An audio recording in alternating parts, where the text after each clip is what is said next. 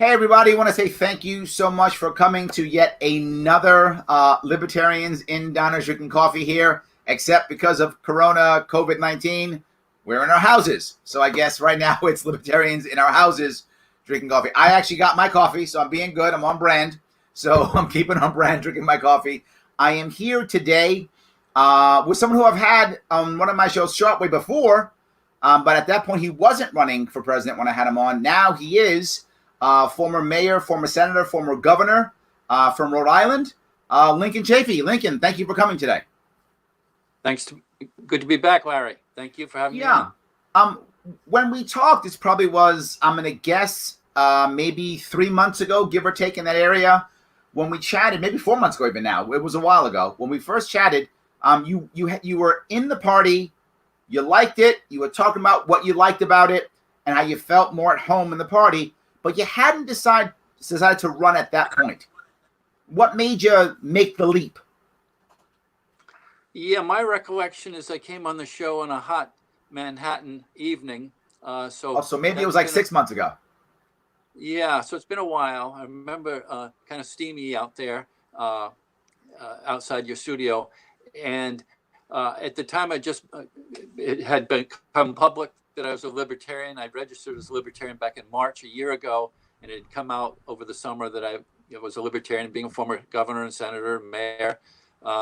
People such as yourself say, come on my show and let's talk about it. And then over the ensuing months, others suggested I at least put my name forward as for the nomination for presidency. And I did run as a Democrat for president in 2016. So I had some experience doing that against Hillary Clinton. I didn't think she'd be a good candidate, so I threw my name in. And just over time, finally in February, I made the official plunge. Got it. Okay. Was there a specific, I guess, straw that broke the camel's back? Was there one event when you went, you know what? This is the thing. Was any of that? I'd say it was more that there wasn't a perceived front runner. I mean, if Gary Johnson wanted to do it again or something like that, that they all say, oh, no, sorry, Link, we have our candidate. It seemed much more open. And some of the competition had not had the elective experience I'd had. I thought that's valuable to bring to the party. At least I know I'm new to the party, but I do bring a resume and just some ideas, some vision for the future. In 30 years of public office, I've never had a scandal. So no scandals, not too shabby. No scandals. And so I'll throw my name in the hat. Throw my hat in the ring. Okay, so with that in mind, prior to this, COVID-19, prior to Corona, was there something specific, an issue that was big for you? Was there a big issue that you were like, this is my issue? Or were there a couple? Or no? I mean, I know you have a broad range of issues on a personal level that you want to cover. I get it. But was there one that was bigger than the rest or no? What really motivates me more than anything are the three big issues, and they all tie together: against the wars and against the deficits and against the erosion of our personal liberties. And they all come together because of the war. Our deficits have skyrocketed, the veterans care and the cost of the wars. And because of the wars, our constitutional liberties are threatened because of security reasons. Or we have to have security. We don't need a warrant to tap your phone, as Snowden pointed out. So those three issues are what motivate me more than anything. The others are important also, but those are the big three for me. Okay. I just got to note that you are sideways. Hold on 1 second. Let me see if I can fix this a bit. Hold on, see if this got any better. You are sideways, so I want to see if I can get you to be straight, if I can. I'm sorry. And that this is all new for all of us. Yes, trying to make you to where you are straighter, if I can. See if that's going to work for us. It's not. You're still sideways. I don't know why you're still sideways. On my stream, you're okay. Let's see if that one will work. Hold on. Try that. Hold on 1 second. Let's see if that works. That might have made you straight, but it might have made you upside down.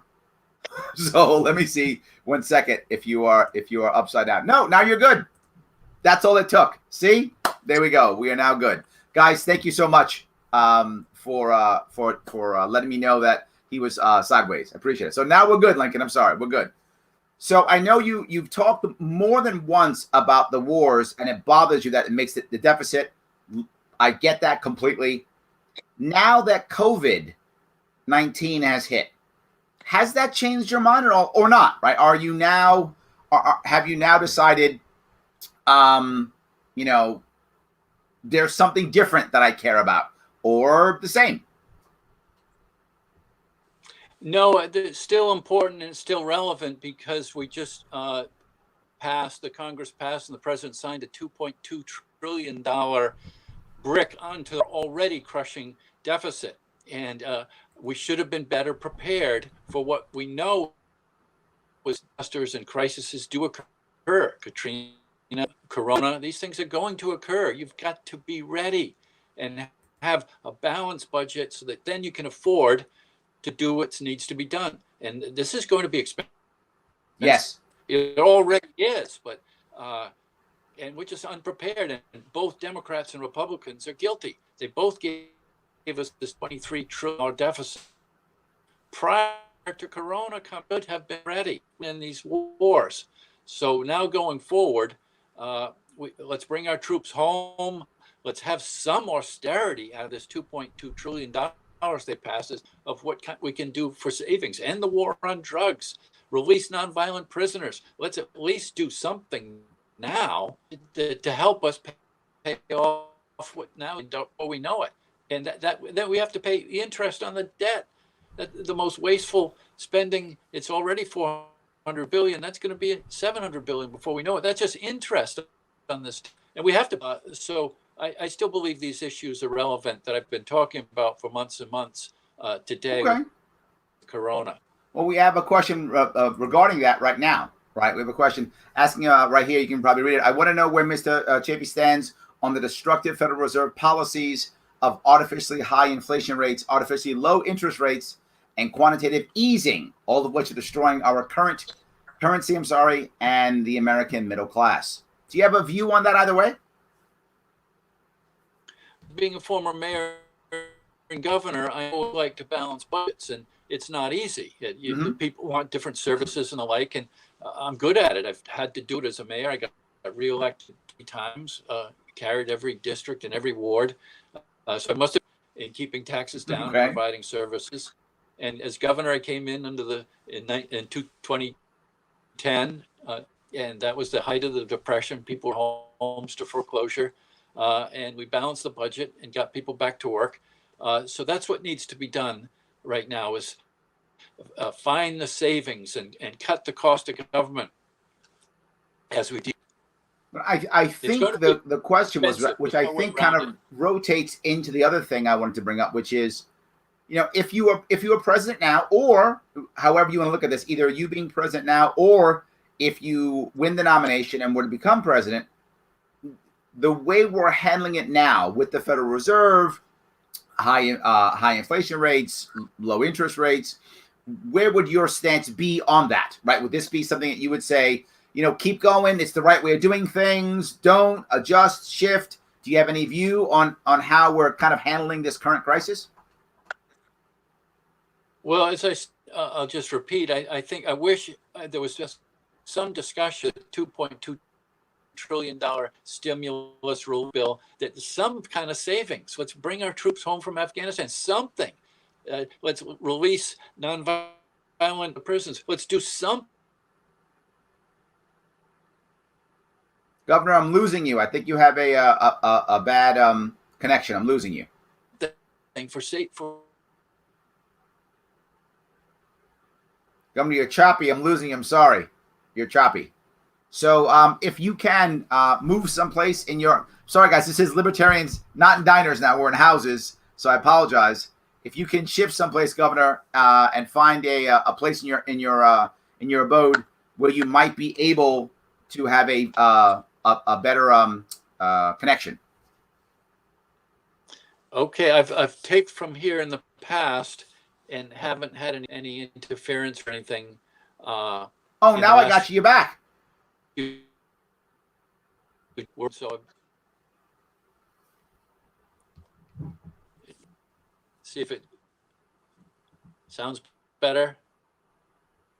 Little choppy still. Can we try, if you, I'm sorry, your last question was kind of cut off a bit.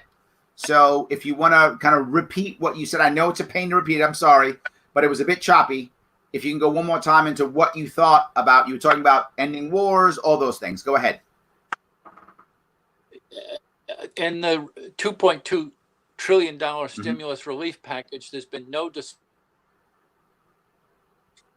and I just wish there was some debate being had about, as we approve this $2.2 trillion necessary relief package, that we also incorporate some savings, bring troops home from Afghanistan, bring them home from Iraq, out of Yemen, releasing nonviolent drug offenders from prison. These are expensive government, state, local. If I understand what you're saying is, you accept that we have to have a stimulus package. Your issue is there's no savings involved with, right? We're just spending and we're not also trying to balance with saving. Am I kind of getting that right? You've got that right. It's okay, exactly right. And good. Nobody's talking about where we can have savings. Got it. Okay, great. So if I could go to the next step, do you have an opinion on how the governors are handling it? You were a governor too, right? You were a governor, you were a mayor. Do you have an opinion on how the governors are handling? And anyone that you think that you want to talk about, some idea that you think is good or not so good or anything in between? Coming that President Trump tried to hand it off to Vice President Pence right off at the beginning. And now he's realized it's encompassing, and that was a mistake. So in the absence of kind of leadership from President Trump, the governors have stepped to the fore. Okay. And dealing with it as best. See, there have been some mistakes. My governor here in Rhode Island had an executive order to New Yorkers, and I remember that even her fellow Democratic governor, Cuomo. Some of us New Yorkers are good people, and some of us are good. That's right. Right. And so she had to change that. So some mistakes were made, but the governor for. So I guess there are two other pieces I want to bring up here that are in a similar vein. One of them is a lot of people are saying, particularly when this first hit, that the answer, right, obvious answer was Medicaid for all or Medicare for all, right? That was going to solve all our problems. I think that was the first knee-jerk reaction for a lot of people who were concerned about our healthcare system. Now, I think that, in my personal opinion, that isn't the perfect answer at all, but is there an answer that you see? And do we want to deregulate, or do we want to more centralize, or how do we want to handle our healthcare system to prepare it for something like this in the future? There will be another virus eventually, right? I hope not for a long time, but eventually there will be another virus. What should we be doing, or does it not matter? Is it irrelevant because we won't be ready for the virus anyway? I don't want to premise the question on something you think is a false premise. Well, unfortunately, the efforts, whether it's Hillary Care or Obamacare, on the rocks, and Obamacare got passed, and then Trump and some of the courts have struck down parts of it. Trump has taken us, the Republicans have taken us out of other parts of Obamacare, but for some reason, we haven't buy as a country on what direction we go on providing quality health care to our citizens. And perhaps this is the opportunity now, once we crisis we're in now with Corona, that Republicans and Democrats, libertarians can get together and say, let's improve the system. There's always room for improvement. Do you have an idea on where that should go right now? Either way, do you have a feeling? Well, I'd like to be elected president as a libertarian and be the one to be the unifier and bringing in Republicans and Democrats and coming up with those improvements. It's a great point. I want to bring up the unifying piece too, but more on a a Libertarian Party world here. We have an issue again. I've been talking a lot about Corona because everyone's talking about it, so it affects us, right? And it affects our party specifically in that there's a chance that there won't even be a convention. There's a chance that there may not be a convention. There's going to be some different way that we usually don't use to elect or select our presidential nominee. Usually in the past, over the course of going through all the different conventions, certain nominees begin to drop out, candidates drop out, and it becomes clearer by the time we get there. You know, we have maybe 5 or 6 kind of front runners, if that makes any sense. That's how it usually goes. This time, there's going to be a lot of people who think their guy or their gal is the one. And whoever gets chosen, in this case, we're saying it could be you. If you're chosen, you have a harder problem than most, right? Most of the time, at least, people feel like it was fair. In this case, a lot of people aren't going to feel like it's fair because it wasn't the normal process. How do you, as the nominee, unite all the other people when some of the libertarians are going to be thinking, hey, it's not fair. It should have been my guy or my gal. And if we did it the right way, you know, my candidate would have won. It's not fair. How do you unite them? Well, I wish I could be in your studio. Of course, with Corona, I can't. So I know that some of the audio is jumpy here. But I heard your question, Larry, and I'm confident and hopeful that we will have a convention. Okay. And whether it's in July or whatever it might be, we will have a convention. I think it's really, really important to do this properly, to select the nominee properly. And don't forget, England has 30-day elections, and they have 60-day elections, and everybody focuses. So that runway from when we have our convention until November, even if it's short, the American people will focus. And I do think it's important for the libertarians to have a convention. Okay. Let's say it's a 30-day piece. Maybe it is. It's short. How do you unite? Yeah. How do you bring the people who are thinking, you know, my guy had the right answer, my gal had the right answer, and now I don't have it, so now I'm upset. How do you fix that? Well, I think if we have the convention, that those people that will feel that they didn't have a proper shot at it will not happen, because we went through the ballots as you do every 4 years, and I'm just hopeful that we can get through this, and I don't think it's going to be as scheduled at the end of May, you know, but whether it's June or July, I think we can pull this off. Okay. All right. Well, we have another problem, though, obviously, which is we're not doing events. So very often, one of the best ways that libertarians are able to convert people to get them to want to join our side is by physically getting out and meeting people and answering questions and doing debates and, you know, doing events and all those things that we see, getting inside someone's studio like this, right? Getting on TV. A lot of that is at least stifled, if not ended, for a lot of candidates. How can we as libertarians still make impact even though we've lost that avenue? Well, yeah, we're all on Zoom, and all these new things are occurring. My daughter's in her last semester of college, and she's in classes. Everything's brand new. All of us, all across the country, are doing things differently, and I think we're being smart in that to try and get through. Obviously, we'll do the best we can, and with the changes we have. But the main thing is to keep our people healthy. Okay. A lot of people have been asking, libertarians have been asking about your stance on the Second Amendment. Do you want to be clear on your stance on the Second Amendment? Yes, the advocacy for the Second Amendment has grown in the last 10, 15, 20 years. I see it here in Rhode Island. It used to be kind of a gun control state, if you will. That's changed. If there's a Second Amendment rally, there's 1,000 people there. And I equate that with the distrust in government and the legitimate distrust in government after all the lies that were told to us by our government, by our president, by our vice president, by our Secretary of Defense about weapons of mass destruction in Iraq. That's just one, but there have been others also, but that's the big one. And anytime people feel they don't trust their government, the First Amendment, the Second Amendment, the Fourth Amendment, this is where we go and we dig in and say, these cannot be compromised, these rights. So I'm stronger than ever on the Second Amendment. You have brought up the idea of government lies more than once. That's been a big thing. I know you've brought up more than once a distrust of government lying. You brought up the different issues. How do you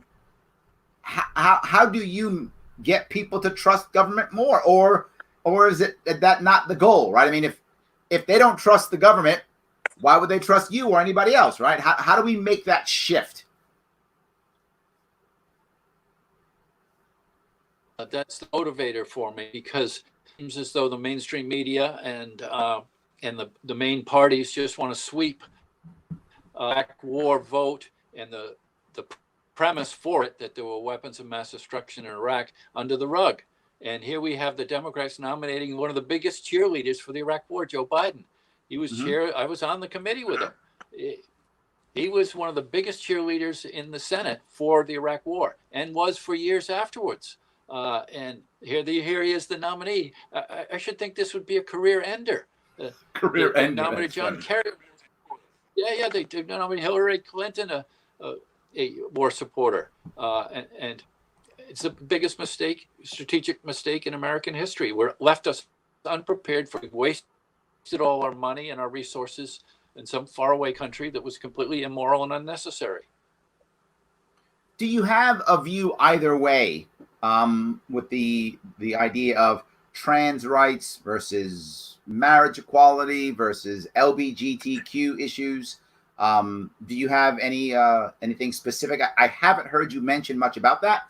I'm not making any judgment. Yeah. I'm just asking, do you have any specific views either way on that? Yes, very strong views. And I'd just like to say one more thing on the Iraq. They all knew there were no weapons of mass destruction. I believe that. And they knew it was a lie. And that's or I feel. Okay. Marriage equality goes, as governor, I put it in my inaugural address that I wanted to get it passed in our state, which is traditionally very conservative on these issues. And we had a good vote in the House of Representatives. And then in the Senate, it looked like it was going to be much tougher. The Senate president was against it. The majority leader was against it. The chair of the judiciary, the three big leaders in our Senate, they were Democrats, but they were against it. And I still got it passed. And the vote was 26 to 20.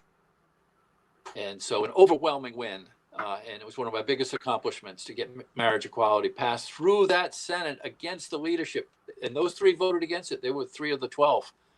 There we go. Good votes. Yeah, all the undecideds. I had my list of undecideds, and they all came on the right side. I'm glad, and I'm glad you were able to accomplish that. I knew that, but I wanted to just make sure that I went with the LGBTQ, or GSM, as some people call it, gender and sexual minorities. I want to specifically, because someone brought it up, I want to make sure we're talking about trans issues, right? Trans rights. While I'm 100% on board with marriage equality, totally on board. What many people, I shouldn't say most, but many people don't tend to understand or get is that community, that GSM community, is not a monolith, right? Each group within that has their own issues or concerns. Very often they overlap. That's true. They will often overlap, but not always. I'm just kind of curious, do you have anything specific for the trans community? I don't, Larry. This is one of the areas I agree with libertarians most fervently. The rights of people to live their lives as they see fit, government out of their way. And that's been a lifelong belief of mine. And it overlaps. No, I'm a Newtarian. It's something I've always believed in. Good. Okay. A question popped up asking your views. It's very generic, so feel free to answer whatever you like. How do you feel about foreign aid? Generic question, so take it anywhere you like.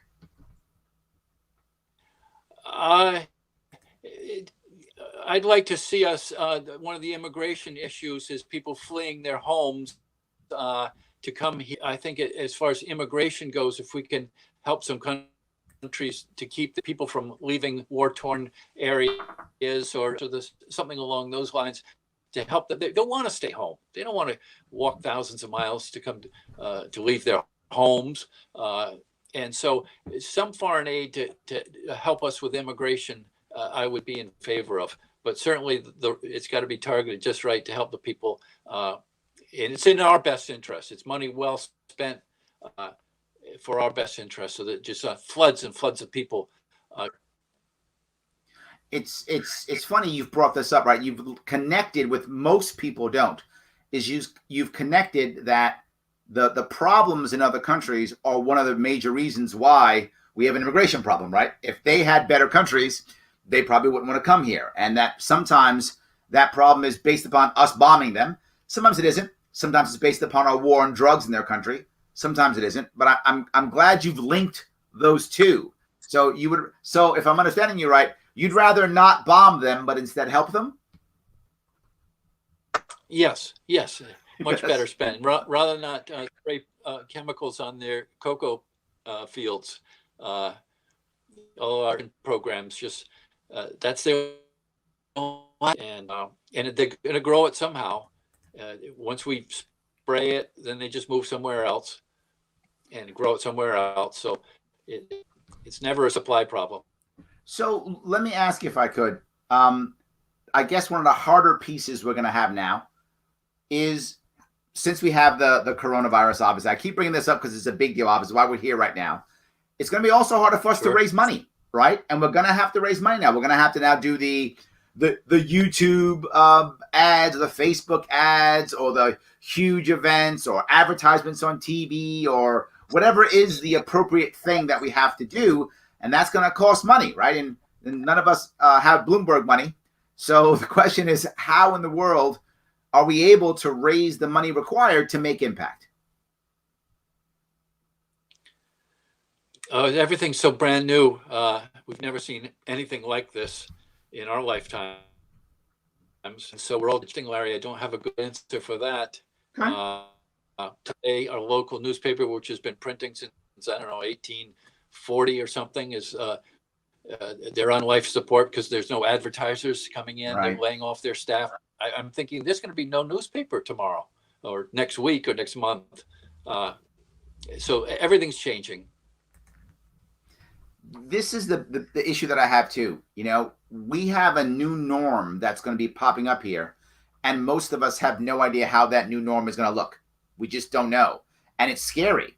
So I'll go to my next question. And I don't know if you've watched many of these, but I tend to ask similar questions of all the candidates.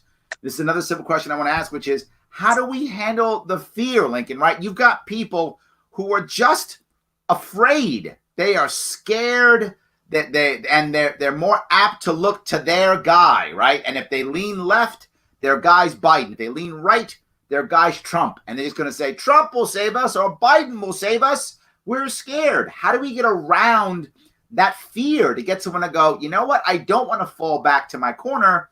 Instead, I want to go to this guy, Lincoln Chafee, because he might have a better answer, or he might be able to get something done. How do you get past that fear, which is obviously is not logical?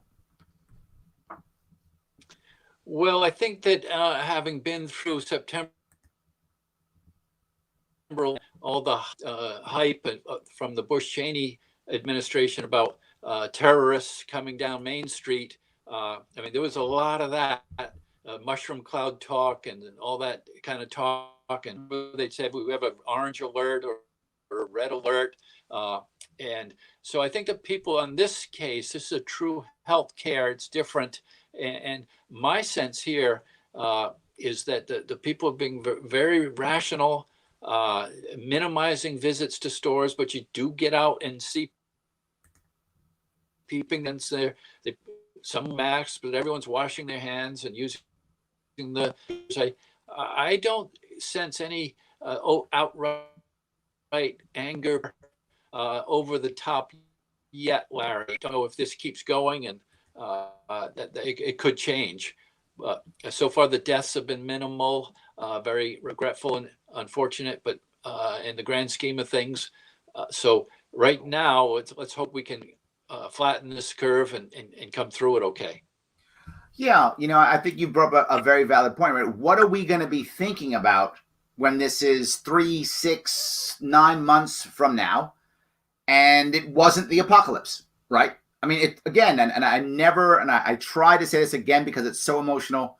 If you are losing someone or have lost someone to this virus, it's horrible, and people are dying. It is a terrible thing. I want us to protect those people who are most vulnerable. Obviously, for those of you who've been following me, I'm out there on the weekends, being a driver so I can drive, volunteering to drive because I have a car in New York City. So I'm volunteering to drive to supplies to people, dropping up the door. I mask up, glove up, so I'm not touching anything, right? Just to give them stuff. I think we have to do that, absolutely. But in the end of the day, it's not going to be the apocalypse. There aren't going to be, 10 million people dead. That's not going to happen. There will be lots who will have perished. Are we going to look back and say, oh my God, what were we thinking? How do we create that? What's going to happen? I'm not really sure. I think you brought up a very valid point. Do you have a guess? Do you have looking back from, as you mentioned, 9/11, looking back from the other bubble crash, the .com bubble crash, do you have an idea on what you think the new norm will be?